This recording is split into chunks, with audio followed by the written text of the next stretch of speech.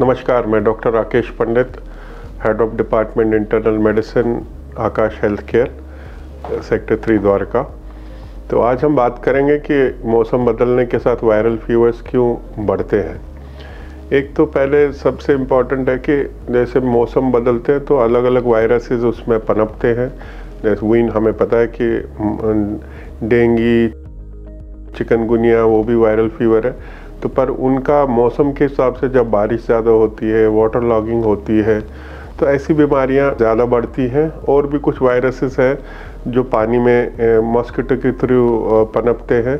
But अगर इस मौसम में बात करें कि जैसे अभी विंटर अप्रोच हो रहा है, तो इसमें हम देखते हैं कि रेस्पिरेटरी कंडीशंस ज़्यादा बढ़ती हैं, जैसे कि ज़ुकाम, सर्दी, खांसी, ये सारी प्रॉब्लम्स बढ़ती हैं।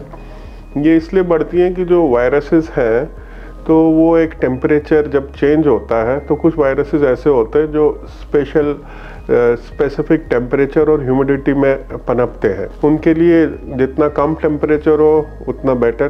प्लस जैसे ह्यूमिडिटी के दोनों एक्सट्रीम्स जब कम होती है या ज़्यादा होती है, उन दोनों कंडीशंस में वायरसेस पनपते हैं।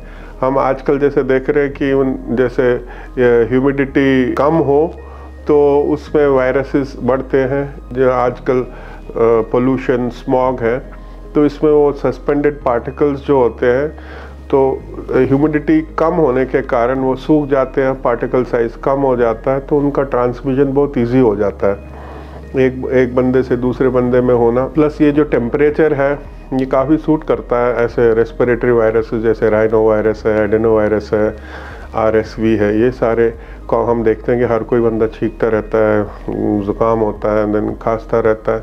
इवन इन्फ्लुएंजा का भी ये सीज़न काफ़ी कॉमन है। तो इसके लिए अदर फैक्टर्स जो है, क्योंकि जब ठंड पड़ती है तो हम यूजुअली इंडोर्स में ही बैठते हैं, एंड इंडोर्स में होते हैं तो एक दूसरे से रेस्पिरेटरी इन्फेक्शंस बहुत कॉमन है। एंड इवन आपने देखा होगा कि हमारे बहुत सारे पेशेंट्स या लोग कहते हैं कि हम AC में बैठते हैं तो हमारा एकदम गला खराब हो जाता है और ज़ुकाम खांसी जल्दी हो जाता है। एक तो चीज़ है कि जैसे मौसम ठंडा हो तो हमारा इम्यून सिस्टम भी बिगड़ जाता है, हमारी इम्यूनिटी चेंज हो जाती है। हमारा जो म्यूकोज़ा है नाक का, गले का, तो यूजुअली उसकी कैपेसिटी होती है कि वो नॉर्मल टेम्परेचर, नॉर्मल ह्यूमिडिटी में अच्छा फाइट करता है। पर जैसे कंट्रोल टेम्परेचर हो और थोड़ी मॉडरेट ह्यूमिडिटी हम रखते हैं तो उसमें वो वायरसेस ज़्यादा पनपते हैं। इसके लिए क्या करना चाहिए कि ये हम इससे बचें। एक तो जैसे हमें पता है कि फ्लू भी इनमें से ही एक प्रॉब्लम है जो मौसम बदलने के साथ ही आती है। एंड हमने कोविड भी देखा है, जो कोविड भी वैसे ठंड के मौसम में और ऐसे ह्यूमिडिटी में ज़्यादा पनपता है। तो अब इसके लिए हमारे को एक तो यूनिवर्सल हाइजीन की, जैसे हमें पता है कि ये जो वायरसेस है, ये सरफेसेस हो, कोल्ड हो, उनमें ज़्यादा पनपते हैं। तो उसके लिए हैंड वॉशिंग यूनिवर्सल वो प्रिकॉशन है, हर टाइम ही रखना चाहिए। Then second is crowded places को अवॉइड करें, जाना ही है तो मास्क लगा दीजिए। N95 अगर पॉसिबल आप जेल लेते हो उसको तो लगाइए, नहीं तो वो नॉर्मल मास्क भी थोड़ा हेल्प करती है। देन थर्ड थिंग इज़ अपने आप को अच्छे से हाइड्रेट रखिए। आपका गला एकदम सूख जाता है, गरम चीज़ें, मतलब ल्यूक वार्म वाटर प्रेफर्ड है।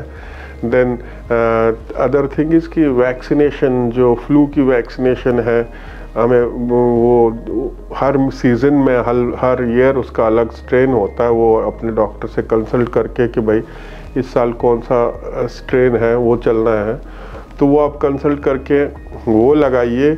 एंड पर्टिकुलरली आप इम्यूनो कॉम्प्रोमाइज्ड है, डायबिटिक है, आपको COPD है, मतलब सांस की बीमारी है, तो आपको ज़्यादा ध्यान देना पड़ेगा, क्योंकि आपकी इम्यूनिटी बाकियों से थोड़ी कम होती है और आप इन्फेक्शन कैच जल्दी कर सकते हो। अपना डाइट एकदम नॉर्मल, मतलब हेल्दी डाइट रखिए, अवॉइड करिए आप जंक फूड, ऑयली फूड, सारी ये चीज़ें अवॉइड करिए। अपने खाने में फ्रूट्स, वेजिटेबल्स को ज़्यादा इंक्लूड करिए ताकि आपकी इम्यून सिस्टम ठीक रहे। आपकी अगर आप डायबिटिक और शुगर को कंट्रोल करना भी बहुत ज़रूरी है। तो ये सब चीज़ें आप ध्यान में रखिए, तो viruses we can fight them.